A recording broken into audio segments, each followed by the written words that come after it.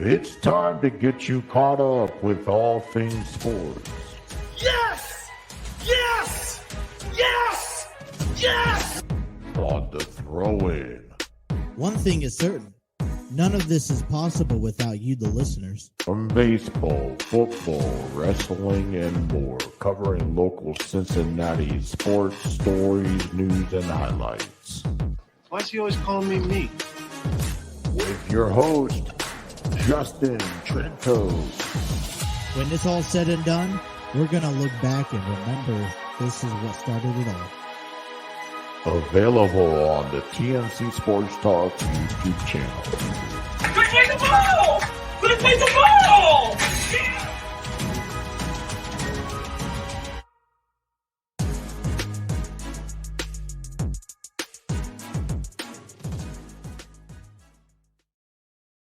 Alrighty, what's going on, everyone? Welcome to a Friday's edition of The Throw-In. Today is Friday, September 15th of 2023, and we made it through a week of sports conversations. It was, I think, a draining week. There's just a lot of stuff that's going on, which is exciting because we get to talk about a lot of sports with you guys, but at the same time, it's all over the place. And if you look back on this week, I would argue to say that,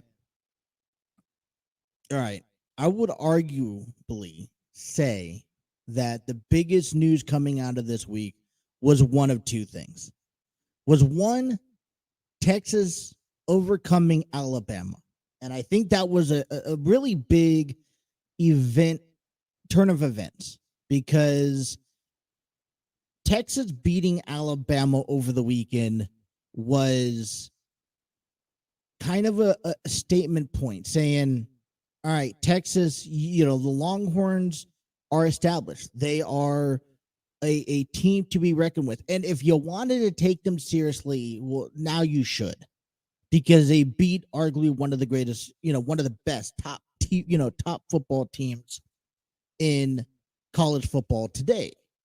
And it showed. And now they'll go into this week. And, I think moving forward, people should pay attention to Texas and, not take them very lightly like they've done in the past. The second big news that came out of the world of sports this week had to be Aaron Rodgers going down with the New York Jets. Just 4 snaps into the first offensive possession for the Jets of the season. And, we really don't know how the Jets are going to bounce back. And their first test is against Dallas this Sunday at AT&T Stadium. And we'll talk a little bit more about this game, but I think the key thing is that, we talked a whole lot this week about the Jets needing to find some sort of answer. Are they going to make some sort of a change as quarterback, or, do they still believe in everything else they built around Aaron Rodgers? And they believe that it's such a strong system that they can get Zach Wilson on board. I think that's important to answer. And we will find out this week. Now, this week against the Cowboys, it's going to be tough because the Cowboys shut out the Giants last week in hey, we're going to directly put the NFL on notice that we're here to win. And that's what we're going to do. And so they'll have a chance this Sunday at home in front of the home crowd to win and embarrass the New York Jets. So that's why right off the bat, that's going to be one of my favorite games of this weekend is the Jets and the Cowboys, because everything else has been, coming into play. Another news that we talked about back on Tuesday a little bit is the official transition and the official merge of Endeavor buying out the WWE has officially came underway back on Tuesday. That means Vince McMahon is no longer the majority shareholder of the WWE anymore. And everything else is going to slowly start changing. Like I mentioned this week, you're not going to see that change tonight on SmackDown. You're not going to probably see that change by WrestleMania, but you will start seeing changes. This is officially a new era under a non-McMahon family concept. And we really, as of right now, they're going to start what they're going to do. Okay, because WWE and UFC has merged together. So what they're doing is that they are combining, okay? They are combining WWE, UFC to create this TKO group holding. And in the stock market, that is what it's called. You've seen Dana Brooke no longer the president of UFC. You got Nick Khan as the CEO of the WWE right now. And there are people already leaving, have been either let go or you're starting to see the effects in the front office. And I think for the first couple of months, that's going to be the big change that comes to TKO owning, TKO group is finding a way where both WWE and UFC can sync in this under the same office. I was reading a report from Nick Khan. I think it was from Nick Khan. Was that one of the ultimate goals was to have SmackDown on Friday, a UFC on pay-per-view on Saturday, premium live event on Sunday, and technically a Raw on Monday, all within like a 50-mile radius. Which I'm thinking to myself, that is pretty incredible. But I think people have to remain optimistic. And what I'm actually thinking about and interested in, maybe, when it comes down to the scenario, is to see some of the first big deals that Endeavors and TKO Group allows the WWE to do. For example, we talked yesterday about Jade Cargill not being booked or even having anything on her schedule, affiliating with AEW after this week. And so, there is that rumor that there is a possibility that Jade Cargill could be a future WWE female athlete. There's also the conversation that puts 2 and 2 together with CM Punk, associating him back with the WWE. That is the fact that Survivor Series is in Chicago, WrestleMania is in Philadelphia. If he made some sort of run, that would be great. And see, Vince McMahon's not making those decisions anymore. Okay, it's a good idea to bring so-and-so in, and let's see what we can do with them. It is a group of creative talent or office people that is dealing with everything when it comes down to contract deals and whatnot. And I'm sure that WWE still has their own, group of people behind closed doors that are suggesting, hey, this could be for, are pitching to somebody higher than them that, hey, bring in, this guy is a free agent. He would be good for business. Can you call him and can we see if we could work out a deal with him? But, we talked about, the Vince McMahon era that ran for the last 30, 40 years. And then the Triple H era I know he's still technically, involved, and hopefully Triple H stays involved. And I hope that whatever happens down the road, that somebody from the WWE can stay at the forefront. But, we really don't know the future for a lot of these people, and it could be a good thing and it could be a bad thing. So I guess we're just going to have to sit and wait. But there's, a lot of things have unfolded this week. Another big thing associated with the WWE that unfolded is that there's a possibility that Fox does not renegotiate the contract rights to SmackDown, which is usually held. Now, I believe their contract ends up sometime next year. And as for the last thing that I read was that there was $300 million on the table that SmackDown, I don't know if SmackDown offered or that was their asking price for Fox to air their program. And, for the past couple of years, they've been notoriously focused on Fox. And that's why Roman Reigns is on Fox. That's why you've seen Cody Rhodes and Brock Lesnar and Bray Wyatt, because Fox has its expectations and standards, and they want the TV ratings to be at an X amount of review there. And there is a legitimate, I guess, concern that if you don't hold up the end of your bargain, that we're not going to do business with you. Now, already circling that, table is Amazon and Disney wanting to have a piece of WWE. And maybe they don't own the company, but to be able to have some sort of television deal rights with WWE is probably the second best thing. And especially for SmackDown. Now, I want to be honest. I think that when I think of Amazon, I think of Amazon Prime.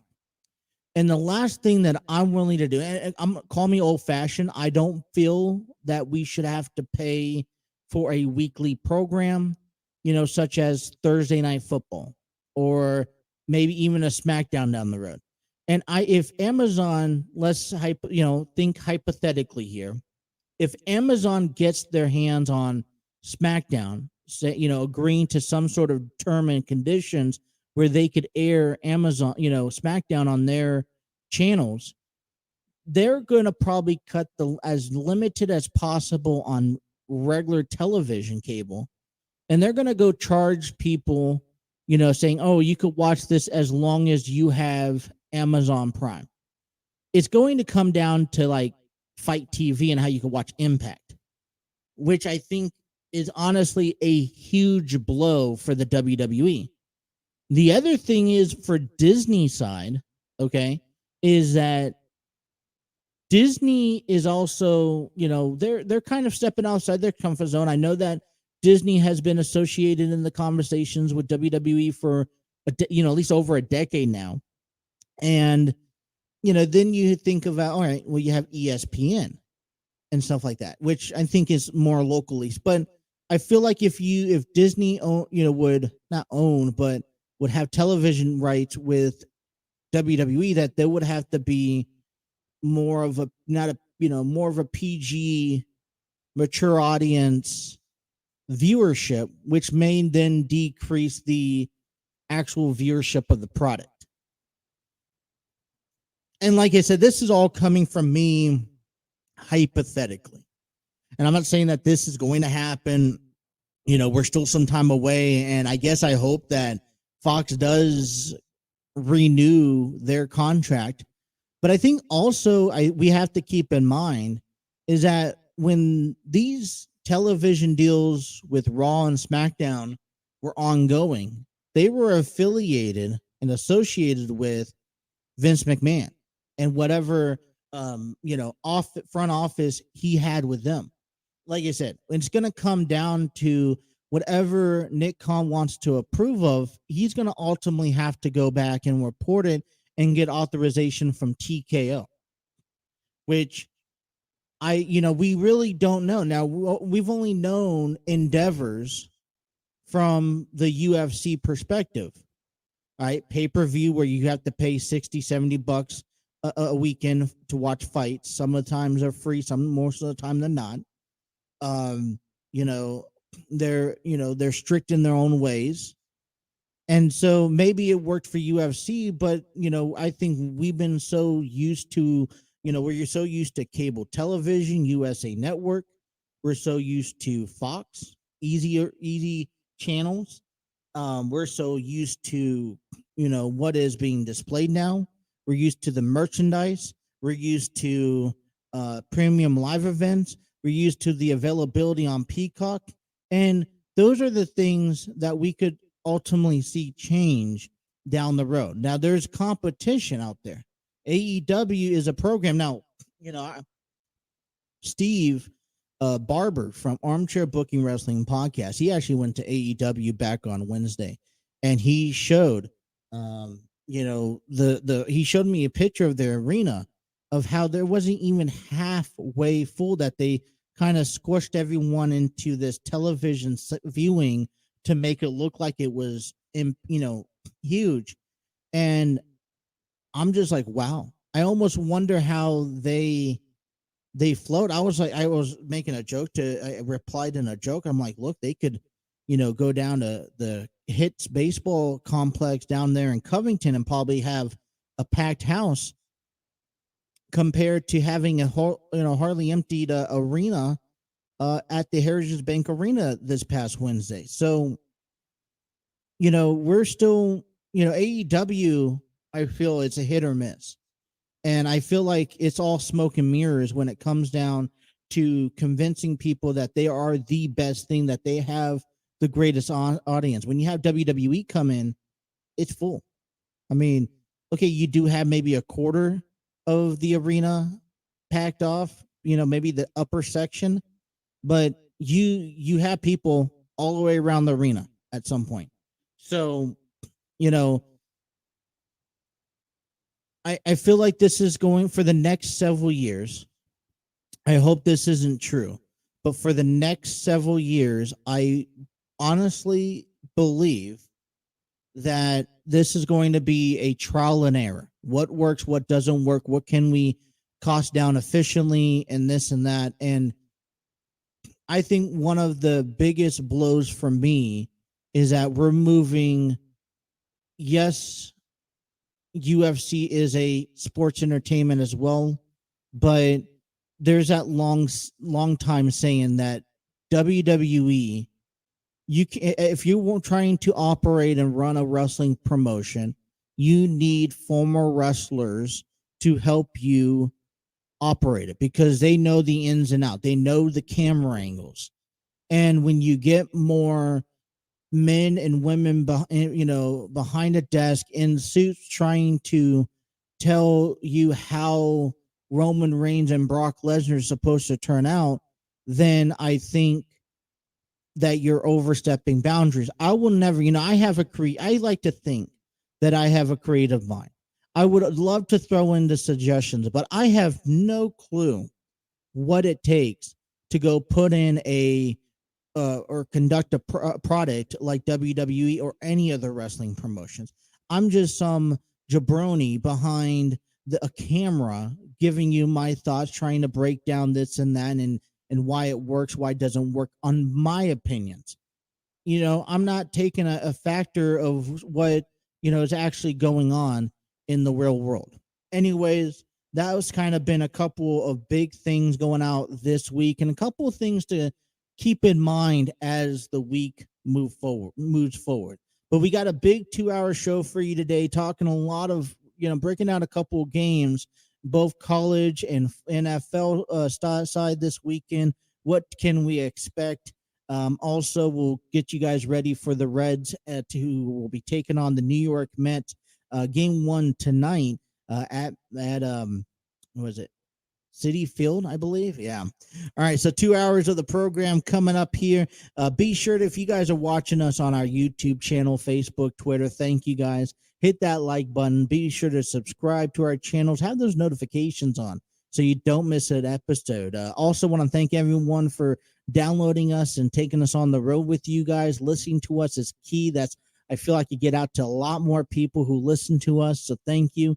Share this with a friend. If you miss anything that happens, whether it's an episode or a podcast, or, we do blogs, be sure to check out our website at www.tncsportstalkshow.com. That is www.tncsportstalkshow.com.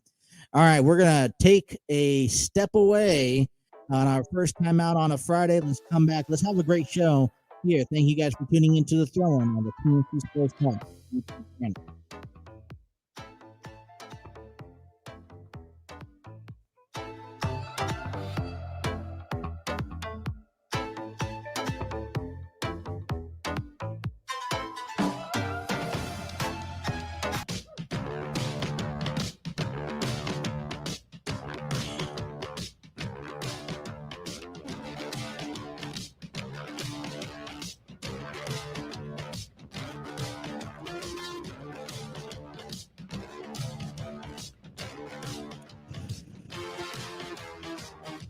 Alrighty, 254. I know this is kind of a weird 2 hour program. I don't normally do halfway intervals. I ended up going to took the wife to her stress test, which we have every Friday, by the way. And the stress test is around 10 o'clock.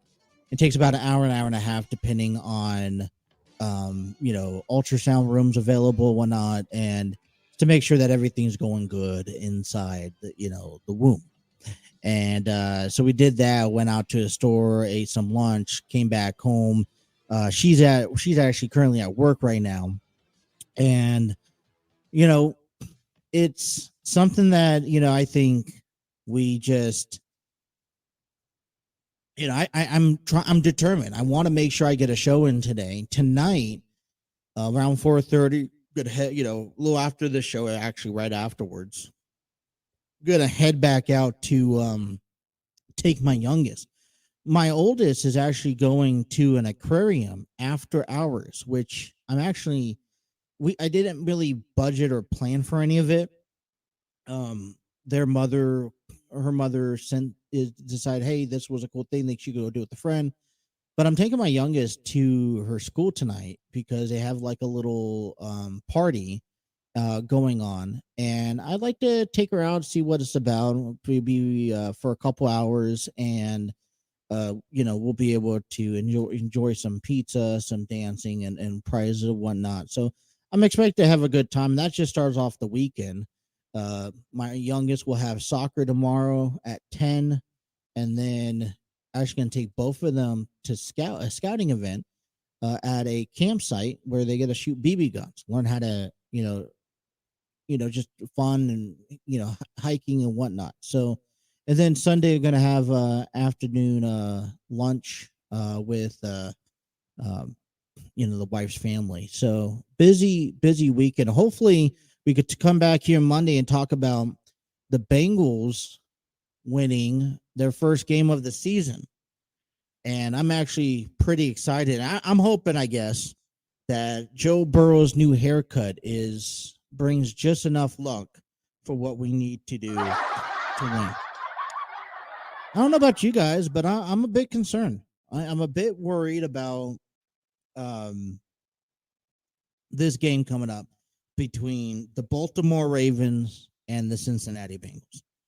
Baltimore is coming into this Sunday at Paycor Stadium. Now, they've lost the last 3 times they've met. But Ravens also showed some rust. They beat Houston back on week 1 at home 25-9. And I think, if you look at the numbers, you're like, well, that's impressive. That's expected. I do have expectations, high ones, for the Ravens this season to contend with the Bengals in determining who's going to walk away with the AFC North Championship. And for me, I feel like the biggest threat that the Bengals have is going to be Baltimore. Now, what I think what really puts the pressure on today and this weekend for this game in week 2 is that it's going to be difficult to come back from 2-0. I explained a little bit of this yesterday, and I kind of want to continue into it. So think of this scenario if you are a Bengals fan. If you're 0-1, and if you lose, that means you're 0-2.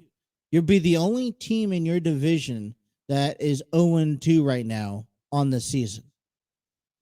If you lose, that means you're 0-2. That means you're dead last, even if Pittsburgh loses on Monday, because guess what? They have only faced their division once, and that will be against the Browns this Monday. So that means that you're dead last. That's 2 games that you would have to get ahead of just to consider yourself even.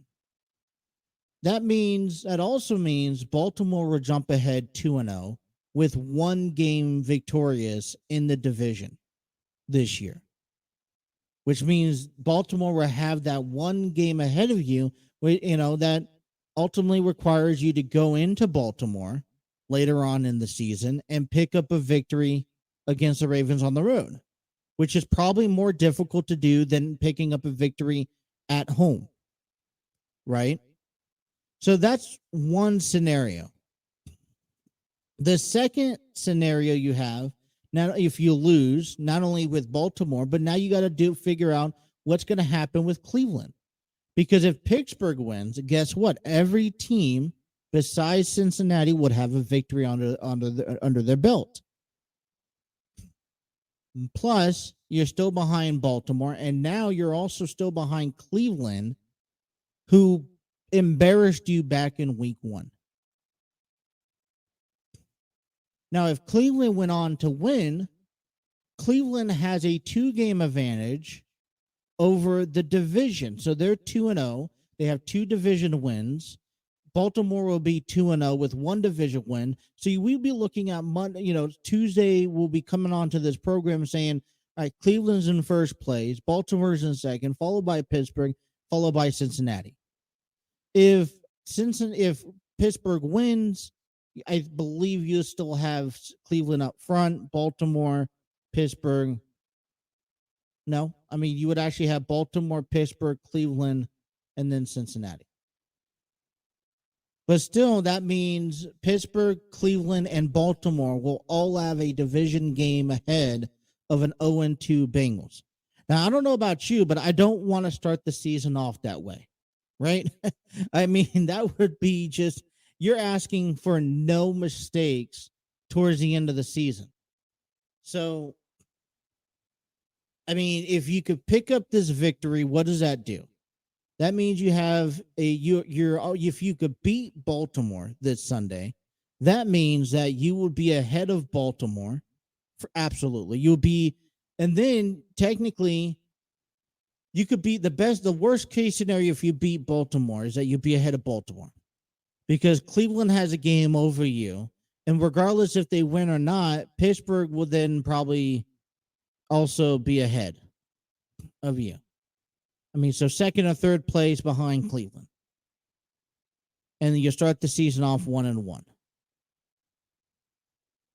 If not, you'll be chasing Cleveland early on this season, who is trying to be one of those, is trying to say, show people that, hey, you should take us seriously. We're here. We're going to be the underdogs that are going to slide right into the playoffs this year.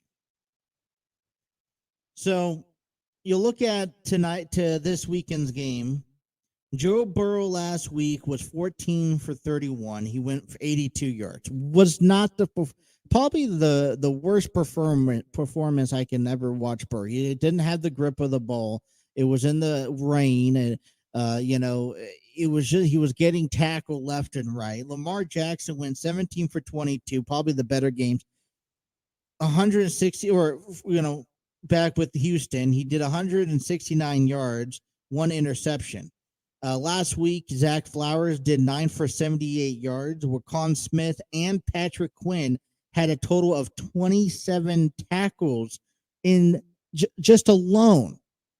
Now, I feel like there are similarities for the Ravens and the Bengals. And I think one part is it's going to be defensively, secondary. I don't know why I feel this way, but I feel like there is a young, unexperienced defensive backs when it comes down to the Bengals. And they're definitely going up with a similar matchup. So I'm assuming in this matter that this is going to be more of a high-scored game. We're looking at another like 34-30 scenario, but it's going to come down to who makes mistakes. Now, Joe Burrow is dealing with the calf injury. And here's the one thing I could speak on behalf. That means he knows that his calf, he has a tightness, and that when that tightness comes into effect, he's going to feel it. which means is that he's not going to try to make exotic moves to get out of the pocket, to buy himself some extra time, and to be able to get the ball down the field. He's going to sit back, stay in the pocket, probably favored maybe not jumping so much on his calf to help protect that, which means he's going to allow sacks and tackles. And that means if the play doesn't develop in, lickety split just like that, then that's where we're going to struggle. So how do we change that? Well, we know that Jamar Chase is going to be covered. We know that Boyd is going to be covered. We're going to have to find some of the under guys quick routes and just start working our way up the field. The second most important thing that we're going to have to focus on heading into Sunday's game, I believe, is going to be attacking the ground game. The run game is going to be crucial and essential. Okay. That means Joe Mixon's going to almost have to have a perfect game this weekend. So, and I think that's the controversy. If you are Baltimore, that's very similar. If you're the Ravens, Lamar Jackson can run. And if he, so you don't have, there is a run game there. But what's fierce is that if he gets out of the pocket and he has room to run, he's going to take advantage of it, which I think if you compare him to Joe, maybe if Joe had a healthier calf, he wouldn't be so, wouldn't be so conservative. So Jackson can use all of his abilities. He also, by the way, let's not to mention he has Zay Flowers. He also has Odell Beckham Jr. that didn't really have much to show for last week. Zay Flowers, 9 receptions, 78 yards, looking pretty good, right? Now, they're going to play without J.K. Dobbins, who tore his Achilles tendon last week. Okay, so, and Baltimore is going to be in Paycor Stadium for the third time in 9 months that lost back-to-back games at the end of last season. So I see a bit of a grudge because the way that last season ended, the last game of the season, and then that wild card weekend where Cincinnati beat the Ravens both times. And let me not to mention that Lamar Jackson was not there both times. I feel like there is now a sense of urgency. All right, I'm here. I'm going to show, we should have won those games. I should have had my contract. Well, guess what? I'm here. Let's show you what we can do. Let's go for the same time that you have. So there's a lot of things that's going on. Offensive coordinator Todd Munkins, former Georgia's offensive coordinator for the past 3 years, taking them to winning championships for the past 2 straight years, is going to have a test with Lamar Jackson. Listen, all I'm going to say is that Baltimore, they're rusty. They're going to take some time to build up. And I think it's going to take a couple of weeks for the defensive click and, to sync together. And I hope we can say the same thing about Cincinnati. But ultimately, they're here to win. We're here to win. And, can we fix? I think Cincinnati's defense there's a learning curve. There is a curve where you have to be able just to go out there, gain the experience, and hopefully that you can learn something. It's going to be a ground game, I think, for both squads, and it's going to be the test of their defensive backs. And if you could break yourself up to the secondary strings, I think the world's the limit. So I know I picked Baltimore, but I think it's a shoot race, and there's a lot staking right now for Cincinnati in week 2 if they don't succeed and beat Baltimore at home. First game, by the way, okay, You have AJ Brown, who's going to be the ruler of the jungle this Sunday, returning back to Cincinnati after retiring, and that's going to be excitement. So there's going to be a lot of excitement in town in the area. All right, let's get you guys ready for some Major League Baseball this weekend. A lot of wild card action coming on, especially out of the National League. Let's paint you that picture and get you guys ready for the Reds and Mets right here on the program. Bottom half of hour number 1 coming up next. You guys are listening to The Throw-In on the TNC Sports Talk YouTube channel.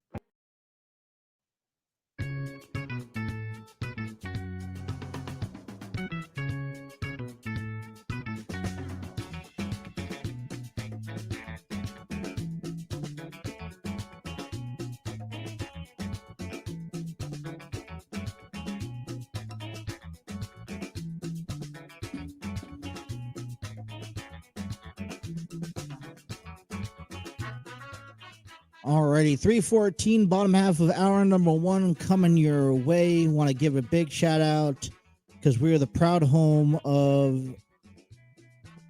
Want to give a big shout out to StreamYard Studios, the proud home of the TNC Sports Talk YouTube channel, where you can create podcast videos, host of virtual business meetings, and conduct interviews. Check out their free version today at StreamYard.com. A side note, coming up Monday. Okay. Coming up Monday, you guys, if we go live like we are going to schedule a live, because, hey, we are officially less than 4 weeks before my son arrives. I know. Time has flown by. 9 months have flown by so fast. But if we do a live like we're planning on Monday, we got appointments to do. So I don't know what time we're going to be doing one, but I want to make sure I get one done.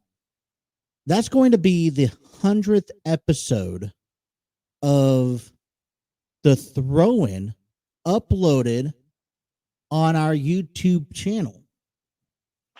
We've had many episodes between the J and Trey podcast, the J and J talk show. When Trey and I took a break and split, created the Throw-In. Always the door's always open to returning the Jay and Trey podcast. But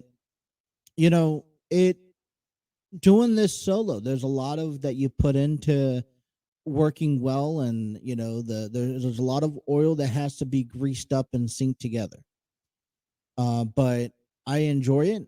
We got off to a strong start at the beginning of the season, and throughout the month of the end of spring and throughout spring and summer, we were on and off through talking about with taking some time off mentally, personally, dealing with a lot of that lately. Been injured with my lower back injury for coming up on a year now.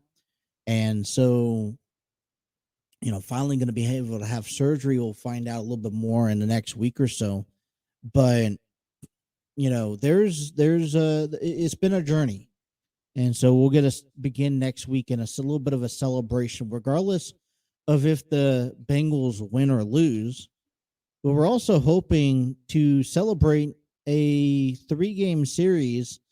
Hopefully the Reds come in and they take care of business and they at least take 2 or 3. Now, it's a little bit disappointing when you see when you go into, on the road and you take 2 or 3 and you're expecting a sweep, or, they pick up the first 2 games. But, it's more important to pick up the series victory than to get the sweep. I got to say. I would, it's coming down to the final 2 weeks of the season where you got the Mets 3 games, you got Minnesota 3 games, then you have Pittsburgh 3 games. And by the way, Minnesota will be Monday, Tuesday, Wednesday. Pittsburgh will be Friday, Saturday, Sunday, and that will wrap up the home schedule. And then we'll head out to Cleveland for 2, and then out to Busch Stadium for 3. And practically that's 162 games, and the season's done with. So we are on that virtual stretch of, all right, we could take a break, and breathe a little bit. But where the Reds are placed at, 76 and 72, they're on that. All right, what do we need to, they're on that stretch where they're tied right now, as of today, with, let me see where the standings are. You're tied with San Francisco and Arizona that currently hold the tiebreaker over you because of how the series or season, if the season ends today. But you're tied for the third wild card spot. And let me remind you that Chicago's 4.5 games. No. Chicago is 2.5 games into the second wild card spot. And Philadelphia is 4 games into the first wild card spot. And earlier this week, what we saw out of the 2-game series that the Reds took over, the 2 of 3 that the Reds had against Detroit, we saw the Reds jump from a 1.5 back to all in one day, leading in the third spot of the wild card and then losing it a couple hours later. Miami's a 0.5 game back. Pittsburgh and San Diego 6.5 games back. And the only reason why I even go on a limb to mention where they stand at is because there's technically 2 weeks left of baseball. You got I'm going to honestly give them about 1 more week, and now it's going to have to take some miraculous thinking. Pittsburgh's probably going to have to sweep the Reds and then win all out for the remainder of the season if they even want a chance at capturing a wild card spot. Same thing for the Padres. They just got done, taking 2 of 3 against the Dodgers, which, I guess you don't really want to count them out yet, even though you can almost be certain that their seasons are almost done. But if you look at the National League, and this is why it's so interesting to be a National League team, because you have Philadelphia's on a stretch, 1 bad weekend, they could be out of the wild card. Chicago's the same way. You got Philadelphia, that's 3, Arizona 4, Cincinnati 5, Miami 6. 6 solid teams. And let's not mention Pittsburgh, San Diego on the outside looking in.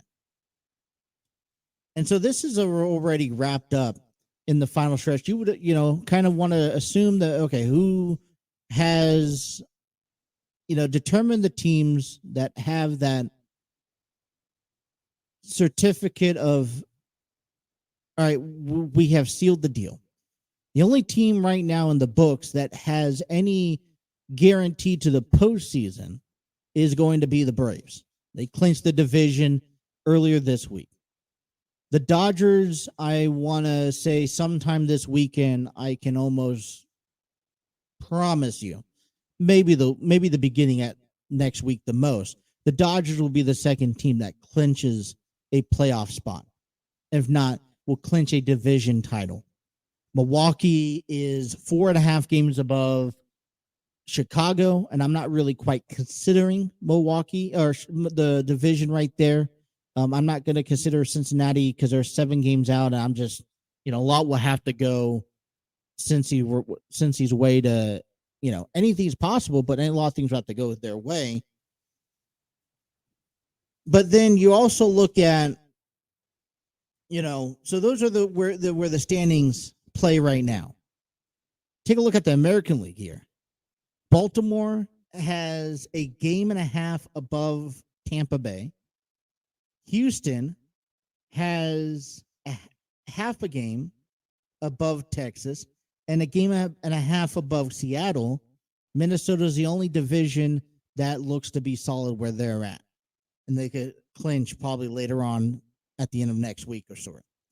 The wild card spots right now, Tampa Bay holds 9 games above. It looks like they're sealing their deal in. Hey, Baltimore, Tampa Bay going to be the 2 guaranteed East Coast teams at some point here in the next week or so that will guarantee a playoff spot.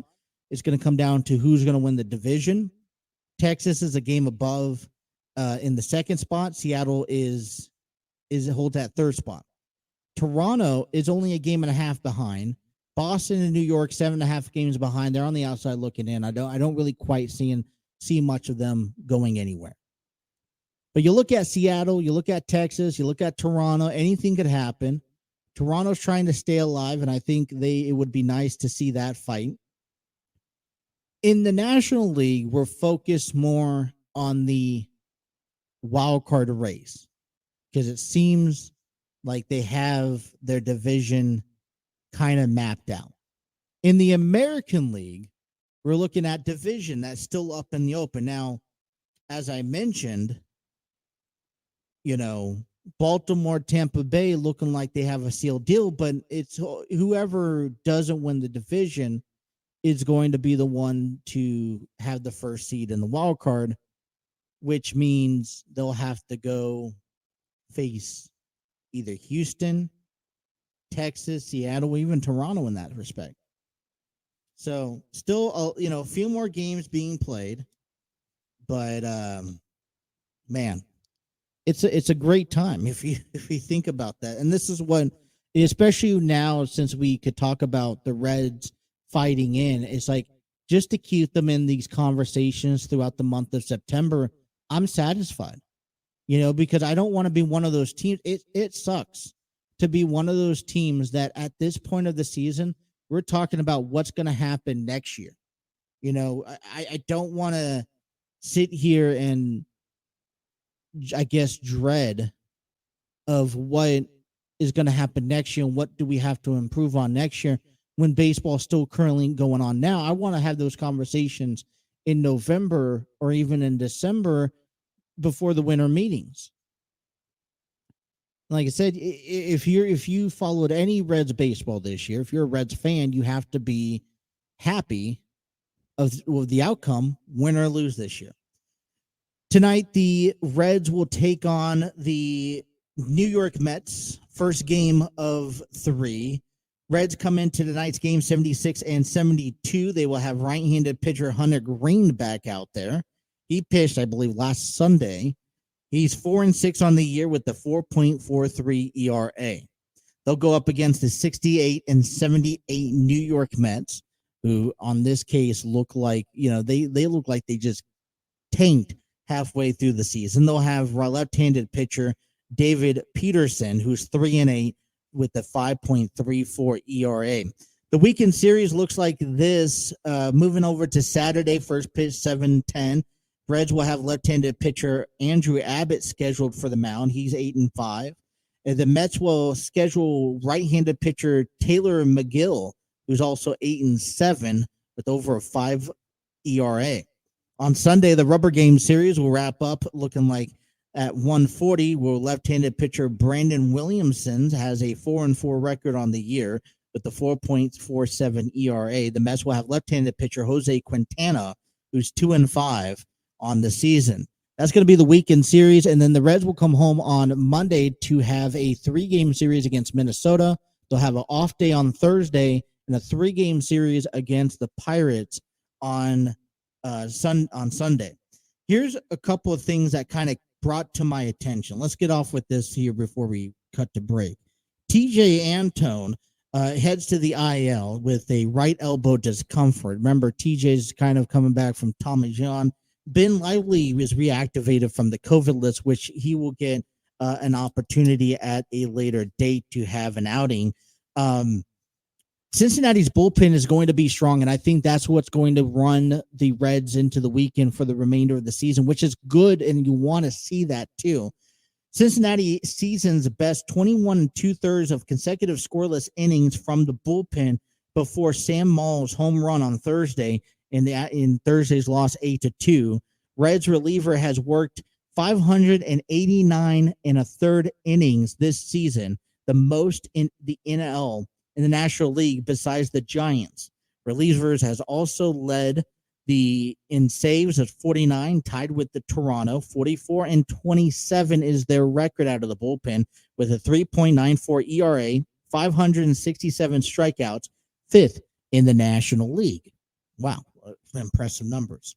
Coming up in weekend series, what a round out of town scoreboard looks like for this weekend. New York is over. The Yankees are over in Pittsburgh taking on the Pirates this weekend. As we mentioned, the Reds and the Mets, the Braves and Miami. Washington is taking on Milwaukee. Philadelphia is taking on St. Louis. San Francisco and Colorado will continue their series, although they were postponed yesterday. And Chicago will take on Arizona for the weekend series. So, a couple interesting things.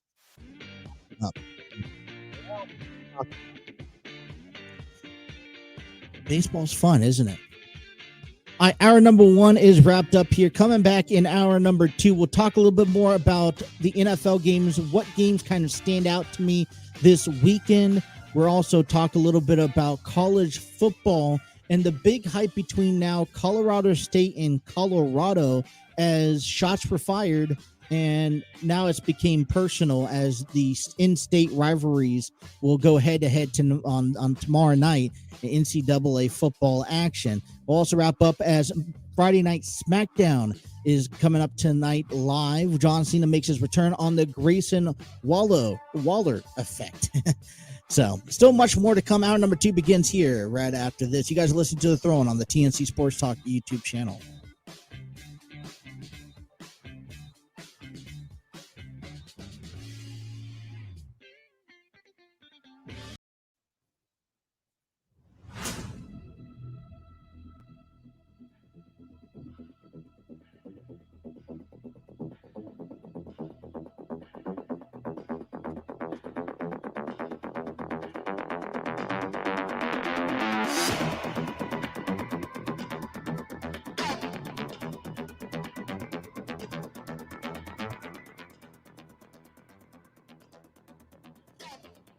Alrighty, hour number 2 of the program is given to you by Spreaker from iHeartRadio, where you can not only download and listen to podcasts, but you could upload your very own podcast, distribute it among all major audio platforms such as Apple Podcasts, Google Podcasts, Spotify, iHeartRadio, Spreaker. If it's a podcast, you'll find it. You can be able to view your analytics and also be able to monetize.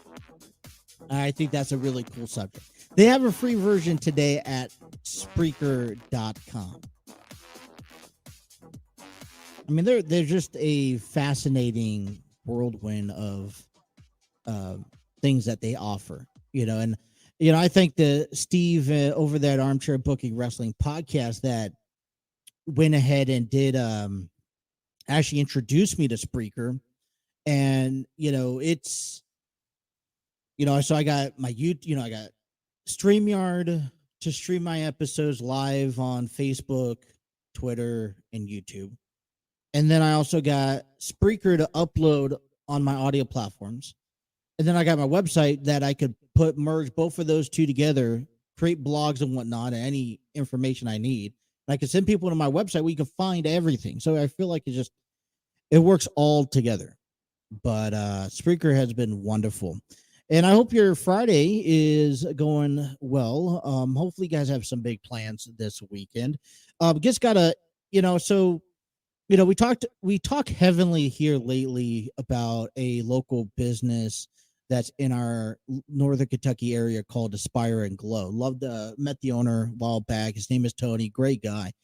He it's kind of like I'm going to compare his store similar to Funky Fusions. He has tie-dye. He has, tie-dye t-shirts, long sleeve, short sleeve hoodies, tie-dye shoulder bags. He has rock and roll apparel such as hoodies from like Kiss and Nirvana and Pink Floyd and all the best t-shirts and hoodies, jean jackets as well. He also has stuff specially made that you just don't get anywhere else, gems and jewels and gemstones and bracelets and necklaces.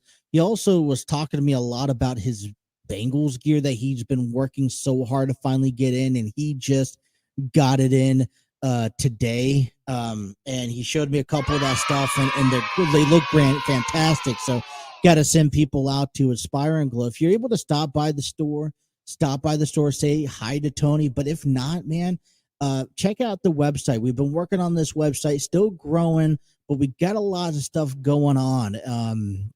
It's called the website is www.aspire-glow.com.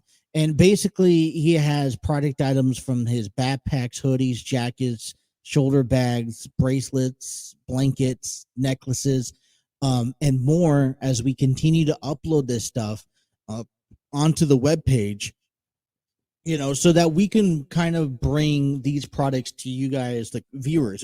So if you guys are listening to this out on the West Coast, or you guys are unable to stop by, visit this website, check out what he has to offer. Shipping and handling is all in there as well. Take advantage of our buy one, get one 25% off bracelets with promo code 25 bracelets throughout the month of September. It's a really good deal. He has them at unbeatable prices. Bracelets right now, $12.99. You'd probably find these Guardian Stone bracelets that for like $20. So it's such a big deal. Get them while they're still available and help support a local business company that is trying to grow. You can visit www.aspireandtoglow.com. That is www.aspire-glow.com for more information, and check out the front storefront. Like I said, let them know that, hey man, Justin sent you. It'd be great there. So, all right. So getting back down to business, because football week 2, as much as, we were shocked to see everything that unraveled in week 1, there's some things that we're looking forward to in week 2 early on. We talked a lot about the Ravens and the and the Bengals, but let's talk about a little bit of the Browns and the Steelers Monday night action, which is going to be the first of 2 Monday night games this weekend, which the first one is going to be the Saints and Panthers. So a division rivalry there. Bryce Young will get his spotlight underneath the stars. And then Kenny Pickett versus Deshaun Watson. And according to here, since 2003, Cleveland has not beaten Pittsburgh on the road in the past 20 years, which I just think to myself, that's incredible. So in the last, Cleveland is coming into Monday night's game looking to accomplish a few things. One is to snap a losing streak on the road that has been a 20 years in the making, and they have an opportunity to do it. And with Deshaun Watson, no suspensions attached to him, it's a full-on range. Players are, we're ready to go.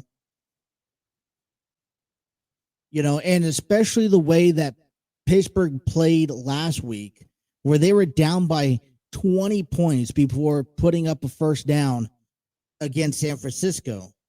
I feel like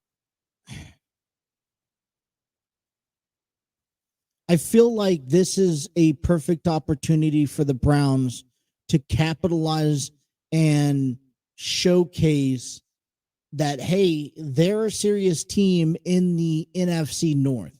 That, there's Joe Burrow. Yeah, there's, Lamar Jackson. But hey, remember me? I got traded. The Browns picked me up, and everyone went haywire and probably, shoot the gun saying that I didn't belong in Cleveland. But we have we're going to be having a chance to be 0-2 and 2 games up on all the other teams in the division, matchups. So I fear, there is a favor for the Browns to win.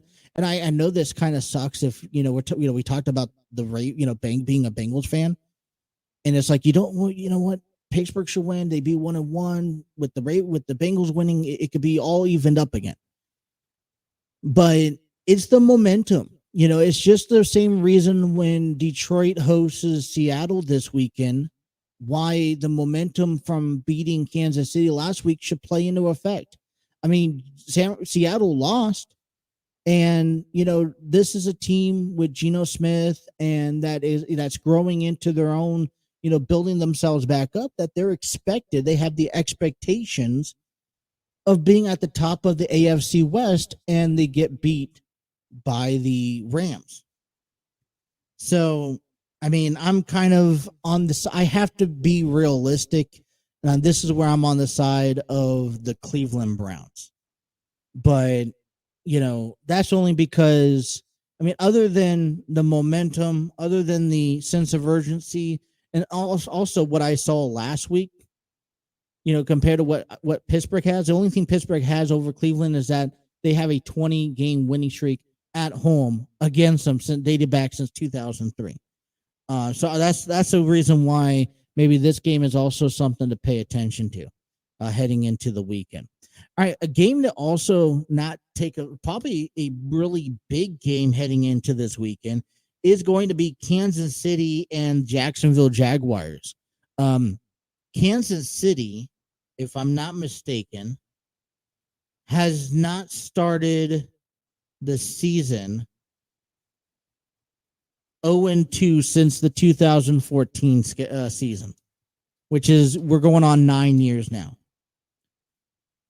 And this is going to be a AFC divisional rematch between Trevor Lawrence and Patrick Mahomes. Now, remember back on Thursday, Kansas City, here's the thing. We say Kansas City loses. And okay, let's brush it off. Because there's not, it's like you lose one game, you're not really worried if you're Kansas City. I even say if you lose 2 games back to back, the first 2 games of the season, why be worried? Because Kansas City has shown to you before they could get off to a slow start and still find themselves playing in the Super Bowl and winning championships. For Jacksonville, this is payback time. And there's, they're at home. You got Trevor Lawrence, and they'll try to make it 2-0 for the second time in 17 years. There's a lot riding on this game for Jacksonville. But I think for Jacksonville, if you're 2-0, if you're 1-1, I still think you're in a comfortable position that, the only thing Jacksonville will do by winning this game Sunday against the Chiefs is give themselves the confidence, the motivation, probably show the AFC they're saying that, hey, you know what, listen, we could also beat the Chiefs. And just like, Cincinnati does during the regular season. So why, we should be, start taking us seriously also. Right? This is making that statement, and you have a chance to do it. Now, here's the downside for Jacksonville, which would actually help a lot with Kansas City, is because they finally signed Chris Jones to a 1-year deal. Okay. And he's going out, although he's been opted out for the preseason and all that stuff. So he's only working on a few days practice. He may be limited, but I think he should be good to go. And then also the good news is that the tight end Travis Kelce could be playing the game because it wasn't nothing seriously. His knee was just hyperextended. So that is good news. Jaguars coach Doug Peterson is winless in 3 games against Andy Reid. So I'm just trying to put the pieces together. Kansas City's 0-1, and I don't see them going 0-2. I'd be shocked to see them go 0-2, although I wouldn't be worried. Doug Peterson has not beat Andy Reid in the 3 times he's faced him in history. Okay. The Chiefs will also have Chris Jones and Travis Kelce available, which were 2 key players that missed out last week's game. That I wouldn't necessarily say that those 2 players not playing cost the Chiefs a victory, but just imagine if they were available, they could have been go-to guys to seal the deal late in the game. But Jaguars are looking to pay back the loss that they had back at the divisional game in the AFC divisional game.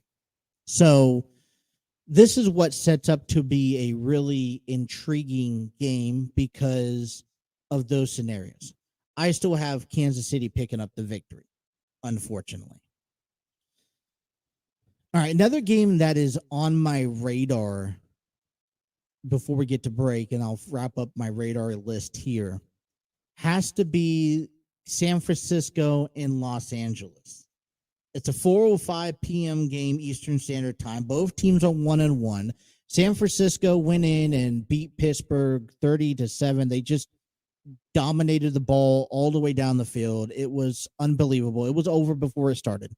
Los Angeles Rams, Matthew Stafford stood, kind of shocked a little bit of everybody by picking up a victory in Seattle, by the way, against the Seahawks. San Francisco has won 8 consecutive regular season victories over the Rams, which, I don't think none of that changes. San Francisco right now thinks to themselves, all right, we stuck with Brock Purdy. How can we define ourselves as the ultimate team in the AFC? AFC has Kansas City. How can we define ourselves? Because they don't believe that Philadelphia is there quite yet. Dallas wants to be in the position, but every time they get to the postseason, they choke and they fail miserably. So how can San Francisco come in? Well, they first have to show that they could dominate this division in the NFC West. Well, also not to mention that the last time that the Rams beat the 49ers, Brock Purdy was in the Alamo Bowl 2 days earlier as Iowa State's freshman quarterback. This is where history. That's the last time the Rams beat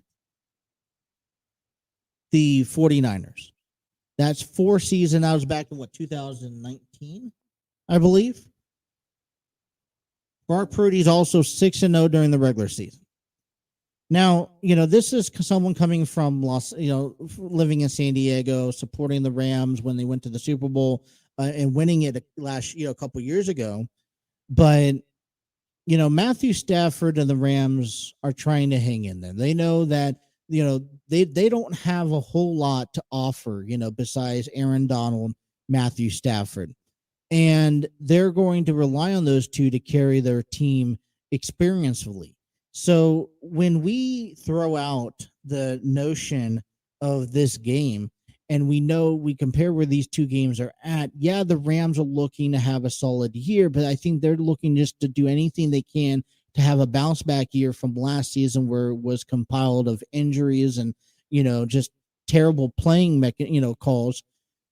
When you look at the 49ers, they're serious. They are a serious business. They showed it last week against Pittsburgh. They're going to expect to show it again on the West Coast in Los Angeles. And on top of that, like I said, Brock Purdy wants to keep his streak alive, which is going to be breaking some records if he could do so. That's why I have San Francisco winning here on Sunday. All right, let's take a timeout. When we come on back, we will continue talking about some NFL teams, games, and we'll get into some college games as we got to talk about the Bearcats and Kentucky and Ohio State, all that fun stuff. Hour number 2 rolls on here.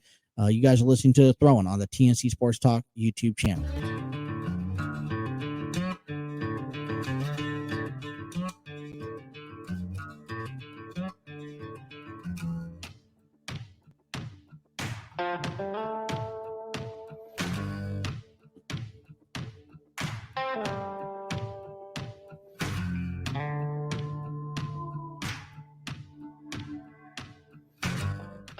All right, we would like to give a big shout out to Epidemic Sound. Discover your world-class artists, composers, and bands. Find the perfect soundtrack and give your social media accounts the music they deserve. Epidemic Sound is a royalty-free music link. For more information, check out epidemicsound.com. Like I said, when I get off this program here today, I'm going to be taking my youngest down to a school event this afternoon, and I'm excited about it. Um, a lot of things are changing here in the next couple of weeks, and this is it all tied into having my third child, which is going to be a boy, which is going to be exciting.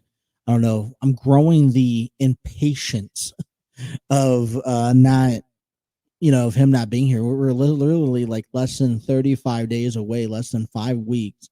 And we have all these appointments. And it's like it doesn't seem like anything's happening quite yet. And it's like I'm also kind of antsy because I'm also it's new. I've been out of the infantry of fatherhood when it comes down to young kids for some time because my kids are older now in those stages. But it's like it's all new. It's a different atmosphere, and it's also a boy. It's not two girls that I have. Yeah, and so definitely excited, but definitely nervous at the same time.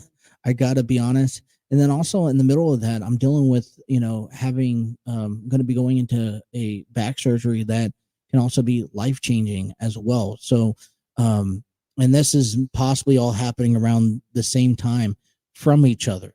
So, there's a lot of things going on. I take a lot of pride in putting on these type of programs, and I want to make sure that I continue to do this through and through. I may be absent for a little while, but that's what the luxury of having these shows at home is, that I can do a show from the comfort of my living room, maybe while the wife and our son is sleeping, or I'm sitting at a chair. I don't have to go into an office. I don't have to go into a location. I could do it from the luxury, I'm going to say from my couch, which is that fun experience.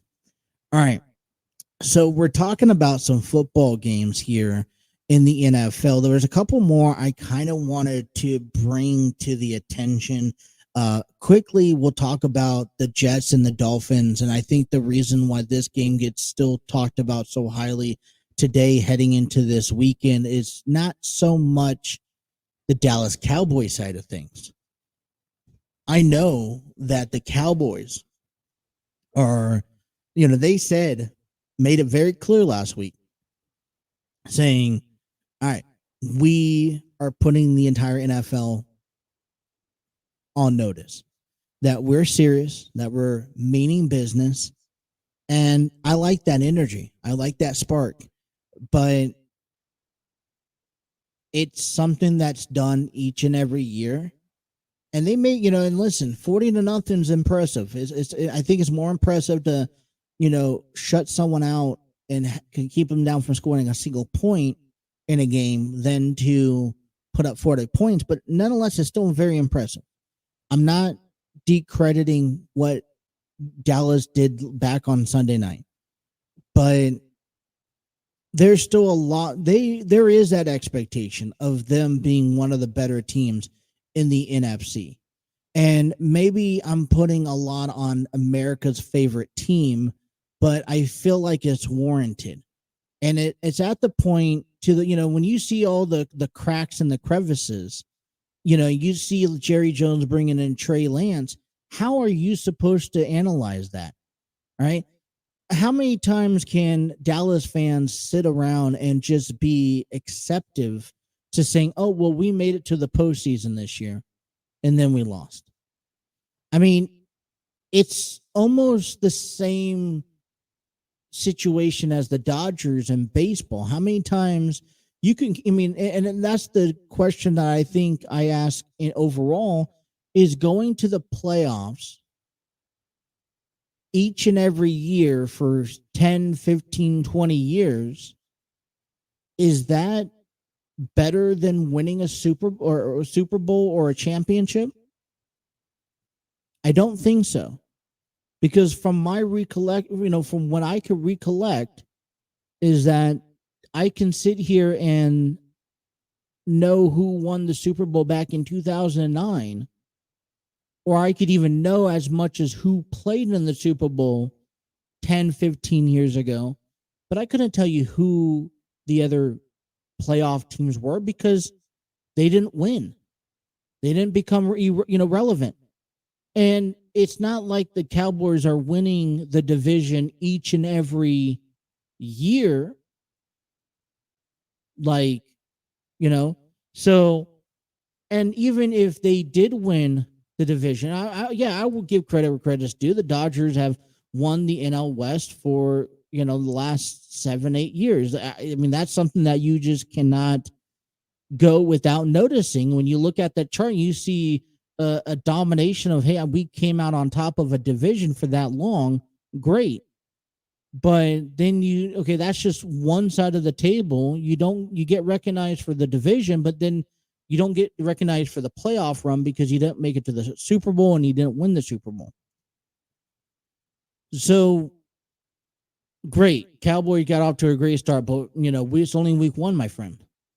On the other hand, a lot of the reasons why this conversation is talked about is because of the New York Jets losing Aaron Rodgers. Now they believe, okay, and this is where I think the Jets will be perfectly fine. They have a great run game. They have a great defense. And I know that Randall Cobb and these players that were built around Aaron Rodgers about this winning organization, yeah, it takes a big chunk out seeing Aaron Rodgers out for the season, but they didn't come this way, didn't sign all this contract not to go win football games.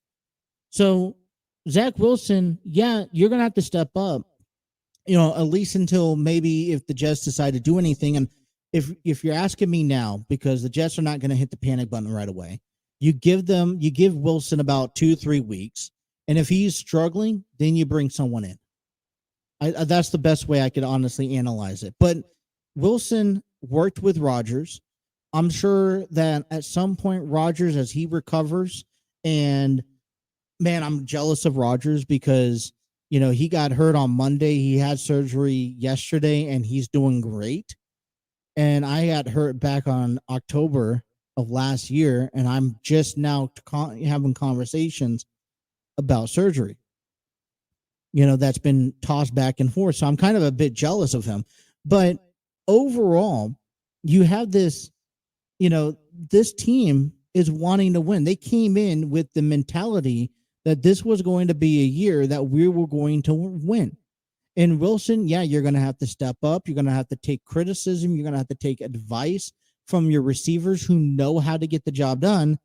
And hopefully at some point throughout the season, you could take advice from Aaron Rodgers to help. I think it's going to be key this year that Aaron Rodgers still finds a way to communicate and spend one-on-one time with Zach Wilson, whether it's off the field, whether if he's up in the, if he's chirping in the ear, throughout the game, something. He needs to keep the communication alive.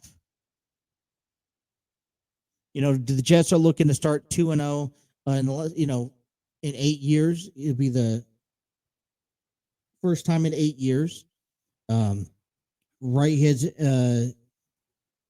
New York's Jordan Whitehead's intercepted Josh Allen 3 times last year, had a big game.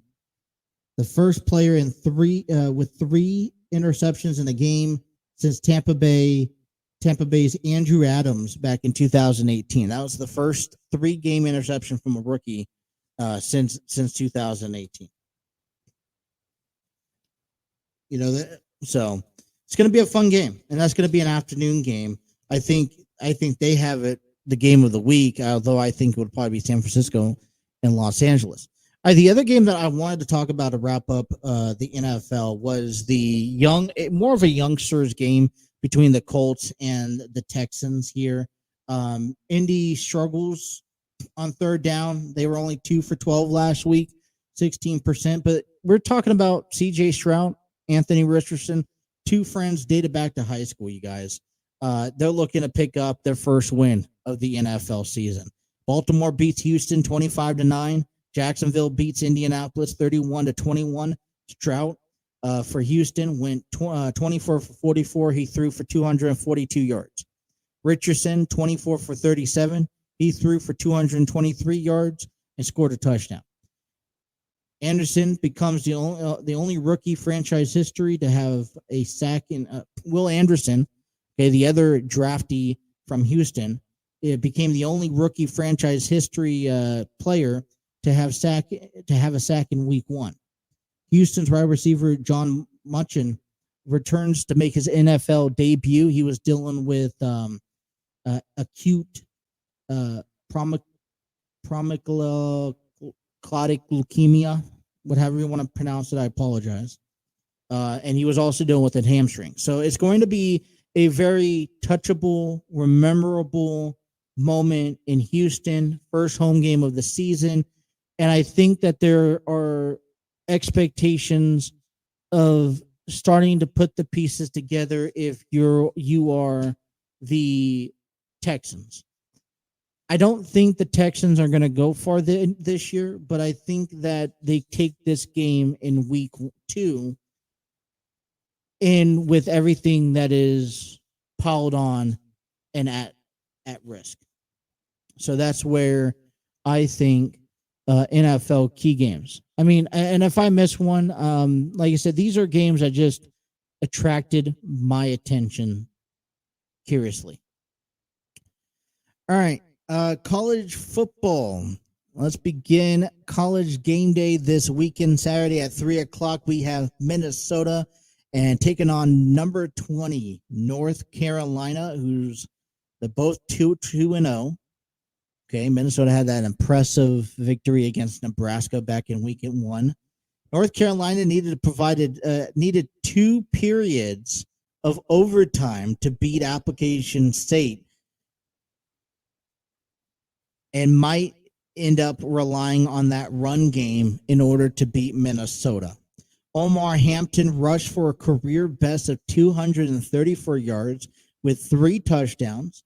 Quarterback Drake Mayer, number 1 receiver, connected back on last week. It was against Kobe Pastor, who was 15 receptions for 139 yards and passed in the past 2 games. Minnesota's running back Darius Taylor rushed for 193 yards and a touchdown in a 25-6 win over Eastern Michigan. First road game of the season will have never faced the Tar Heels. They're 16-7 versus ACC games. These defensive lineman Chris Collins will return to the North Carolina roster.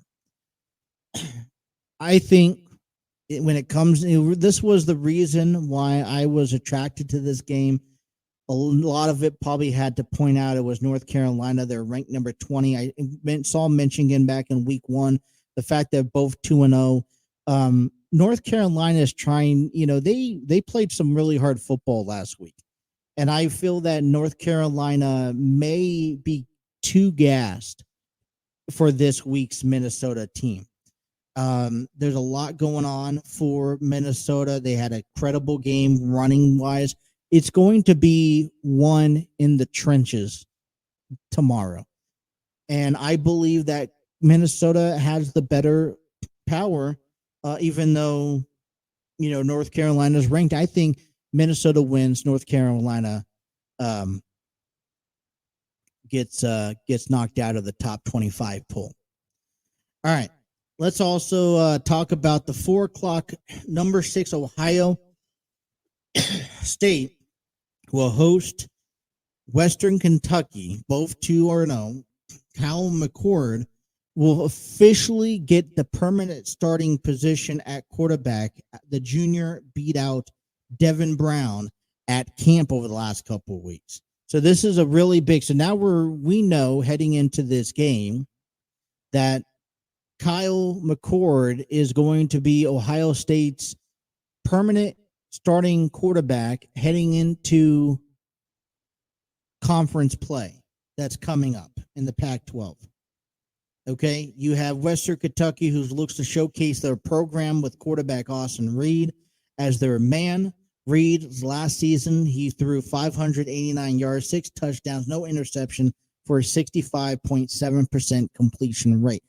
I'm sorry to say this, but that's all it is. There's a showcase. I think Western Michigan will be able to showcase what they put in. And I don't think it's going to be a blowout game. at least not until towards the end of the game itself. Where I'm looking more at it's going to be back and forth early on. Ohio will have the lead getting into halftime, and then Ohio State's going to kind of pull away.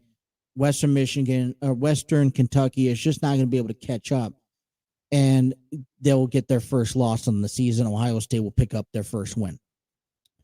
The notion that I want to bring up to this, going back to Kyle McCord being the permanent quarterback, is that Ohio State is in a conference, probably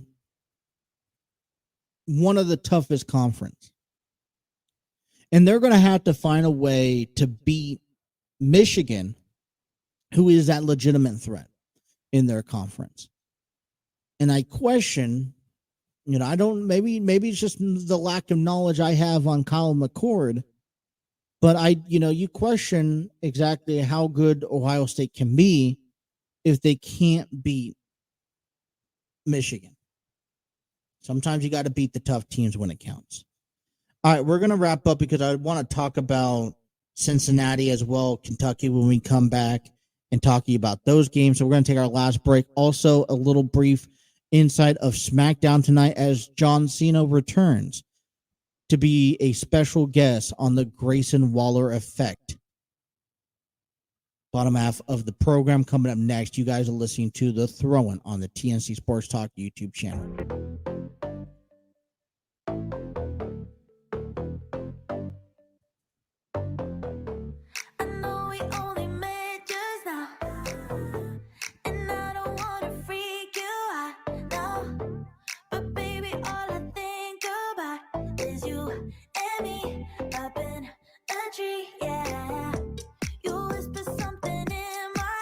What I'm going to say here is don't tease us about a potential Rock and Roman, match at WrestleMania 40 unless you're serious. According to Bleacher Report, that was posted earlier today by Mike Chari on Twitter, The Rock teases Roman Reigns match for WWE WrestleMania 40 in Philadelphia. On the Pat McAfee show, The Rock headlining WrestleMania with Roman Reigns at SoFi Stadium was locked in. We got really, really close, but there's WrestleMania in Philadelphia coming up. And so now there's an article out here on Bleacher Report that states WWE legend Dwayne "The Rock" Johnson teased the possibility of facing his cousin Roman Reigns at WrestleMania 40 in Philadelphia next year during the appearance Friday of ESPN, which it's, Pat McAfee is part of it. In an interview on the Pat McAfee show, The Rock said he is open to taking on Reigns at WrestleMania 40 and noted that there is potential for it to happen. The article continues to say Johnson's confirmed a long-standing rumor that the original plan was for him to headline WrestleMania 39 against Reigns earlier this year. The Rock said he reached a handshake deal and a verbal agreement with WWE Chairman Vince McMahon and President Nick Khan in early 2022 for the match to happen in April 2023. But parties involved could not come to an understanding on what the next part of the storyline would be. Johnson said he wanted to give his fans something special with an idea that WrestleMania 39 would be the start of a longer story, but when nothing could be decided, the match was called off. With The Rock out of the equation for WrestleMania 39, Cody Rhodes won the Men's Royal Rumble match from the number 30 spot after returning from a torn pec, and he went on to challenge Reigns for the undisputed WWE Universal Championship. Rhodes and the Tribal Chief clashed at night 2 at WrestleMania 39, and while it seemed as though everything was set up for the American Nightmare to win, Solo Sikoa interfered and helped Roman retain. For the 51-year-old Johnson ceased working a full-time WWE schedule in 2003. And after competing at WrestleMania 20 and 04, he did not have another match for 7 years. Worked with Cena and Punk and a couple others. Anyways, so like I mentioned, don't tease me about The Rock and Reigns because I still think it's on the table.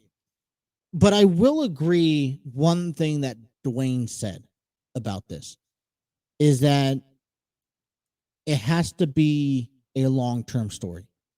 I don't, first of all, and this was the argument I've had with many before, no titles needed. All right. This story is so well built with the bloodline, and it has to do with the bloodline. It has to do with Roman Reigns being tribal chief. It just has to. And I still think it's important at the end of this story, when it's all said and done, that Roman Reigns gets the final word. He gets over. Maybe The Rock loses. Then he goes on to win. You know, it could be a one and done deal with Roman beats The Rock. The Rock could win, carry this over, or could The Rock could lose, carry it over, come back with family, dethrone Roman as tribal chief, maybe Survivor Series or next year's WrestleMania. And then for the last and final time, you know, maybe even possibly finally ending his, you know, The Rock's career, in ring career, losing to Roman Reigns. So there's really limited options. But the overall aspect of this is that it's so significant, that the story is so significant that you don't need any storyline or any title or anything like that to come up with. I just think it will be a waste of time. John Cena returns back to SmackDown on this kind of run. He'll be on the Grayson Waller effect tonight on SmackDown, as this is actually the first episode of WWE post, you know, per TKO Group Holding, which is also something to me memorable about. We're gonna have to get back into WWE conversations, don't we? I think so. All right, let's talk about some college football to wrap up our program here right after this.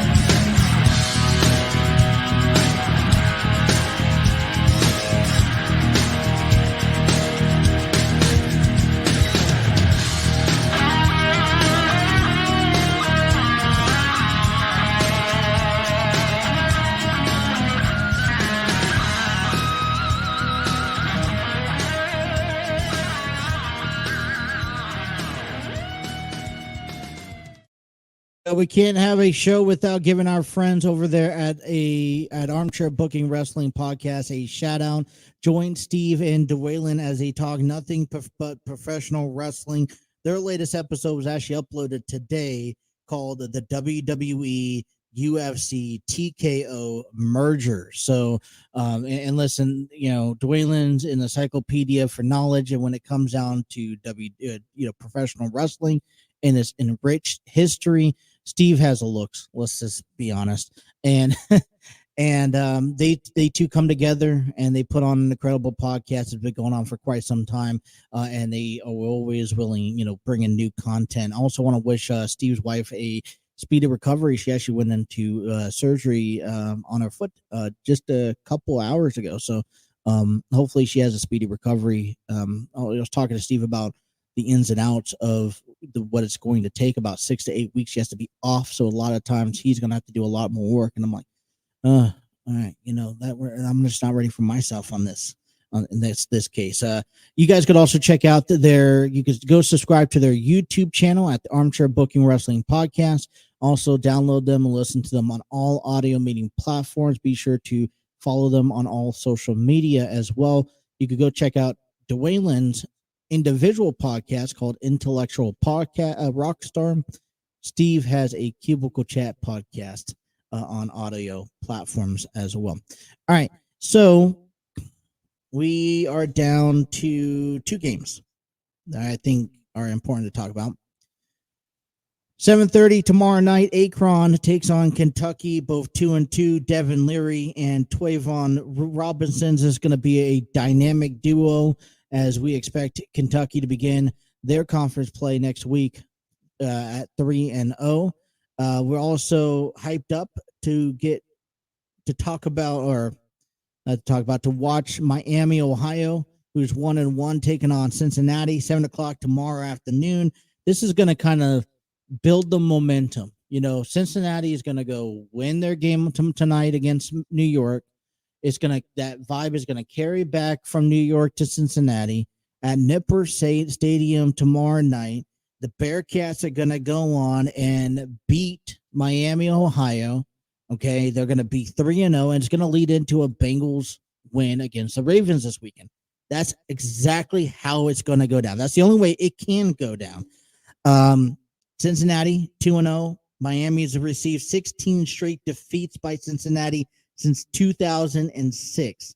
The last win in Cincinnati was actually back in 2002. Bearcats tied Clemson for the highest home winning percentage with 26-1 since 2009. That is 96.3%. And Maury Jones has a 75.5 completion rating, 470 yards, 7 touchdowns, 1 interceptions. He's averaging points per game about 46.5 for Cincinnati. Miami is only averaging 22 points. Okay. Redhawks are 41-28. Win at UMass last week. That game was also a 5.5-hour game. I was reading this. I was getting ready for the show, and I was reading this. I was like, Miami had a 5.5-hour game in order to win against UMass. And that is incredible. It started on a Saturday, and then it jumped over into a Sunday because they didn't get done until after midnight. And I'm just thinking to myself, and I'm like, if it takes that much, this is what things that about like college football and college basketball in general, it becomes sudden death and there has to be a winner. So you get down into overtime and possessions and this and that, and you could be playing forever if you could stop them. And you got to think about both teams are equally exhausted at that by the time you get to the 4th, 5th quarter of the game, right? And then you have to rest a day. You maybe get a day or 2 at most because you have to get ready for your next team. And I think that is absurd. There was a lot of things that I'll put it this way. I cannot wait for the college playoff bracket to move from 4 to 12 next season. And without the Pac-12, one of the big conferences is going to be out there. So there's going to be some realignments, but the format of college sports, I feel, is just so out of control. From even basketball to, I think basketball has the most control. And, the March Madness, you have the 64 teams, and it's just a bracket, right? College football doesn't really have any structure, and it's kind of conference based on, and whoever brings in the most money owns everything else. A game that we're going to be interested in kind of paying attention to is Colorado State taking on Colorado. Colorado State is 0-1. Colorado is 2-0. You're taking on Coach Prime, Deion Sanders Jr.'s team. There was stuff said earlier in the week that made things personal. And I watched the video of Coach Prime speaking on behalf of that. He's like, listen, we mind our own business, and we we wanted to have a nice friendly fire game, among interstate rivals. And apparently Colorado State went on and said some certain things about Colorado that just it pokes the bear. And now you can almost guarantee that tomorrow night Colorado is going to be very physical, very dominating, and I wouldn't be surprised if I didn't see Colorado put 20, 30, 40 points up on the board to beat Colorado State. And I talk a whole lot about the hype and the build-up and maybe the showboating for Colorado. They only won 2 games. But, when teams have to put you in the spotlight, like what Colorado State's doing to Colorado, they're trying to, Colorado's trying to impress. They're trying to build up and show everyone, hey, we're a good team. We're just going to show you on the field. We're not going to talk about it. We're not going to go out and do much more. We'll celebrate when we celebrate.